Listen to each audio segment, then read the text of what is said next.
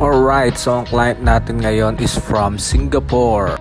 At ang gagawin natin sa kanya ay ordinary na top head short locks. And yes, you heard it, ordinary na top head short locks. May nauso na kasi ngayon na upgraded na short locks or upgraded top head dreadlocks. Okay, story time. Since medyo matagal na rin naman ako sa eksena sa dreadlocks, may kukwento ako.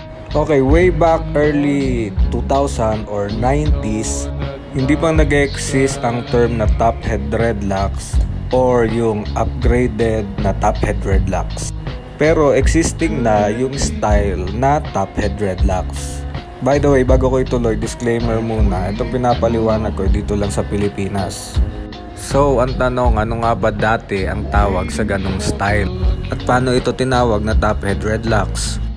Tinawag ito dati na mohawk dreadlocks since malapit ito sa pagkakahawig na mohawk style. Tinawag din itong dreadlocks bun, parang man bun style. At syempre tinawag din itong undercut dreadlocks, which is siya yung pinakamalapit na kamukha ng style ng dreadlocks. At lumipas sa mga ilang panahon, nag-exist ang term na top head dreadlocks, na para sa akin mas akma at mas malapit siya sa itsura or style na dreadlocks na ito. At ngayon, nadadagdagan na ng mga style at meron na tayong upgraded top head dreadlocks. Meron ding mid-size top head dreadlocks. So ayun lang, marami pa tayong bagong trivia dito. So like and share for more trivia. And please follow our page, Dready Culture by Adeng Maron sa ating Facebook. Meron din tayong YouTube channel at IG at TikTok. Hanapin nyo lang yung Adeng Maron or yung Dready Culture.